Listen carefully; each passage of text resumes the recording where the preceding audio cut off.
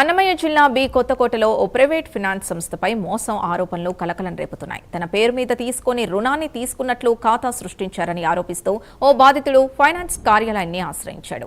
బ్యాంకులో agriculture loan కోసం వెళ్లిన సమయంలో తన పేరుపై 6.60 లక్షల రుణం ఉన్నట్లు తెలియడంతో షాక్ కి గురైనట్లు బాధితుడు తెలిపాడు.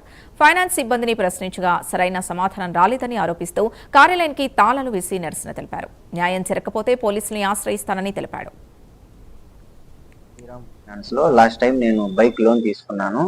అది సెటిల్ అయిపోయింది. సెటిల్ అయిపోయిన 1 year తర్వాత నాకు 6,60,000 లోన్ ఉంది అని నాకు చెప్పారు. అదర్ బ్యాంక్స్ కి లోన్ కి వెళ్ళాను. అప్పుడు మీకు శ్రీరామ్ ఫైనాన్స్ లో లోన్ ఉంది అని చెప్పారు. నేను ఇక్కడికి వస్తే వీళ్ళు రెస్పాన్స్ ఇవ్వడం లేదు.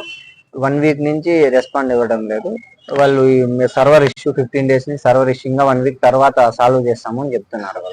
ఇది నేను రీసెంట్ గా చూసాను. ఇది 2025 Feb 1 year ముందు చేశారు. ఇది ఫేక్ లోన్ క్రియేట్ చేశారు.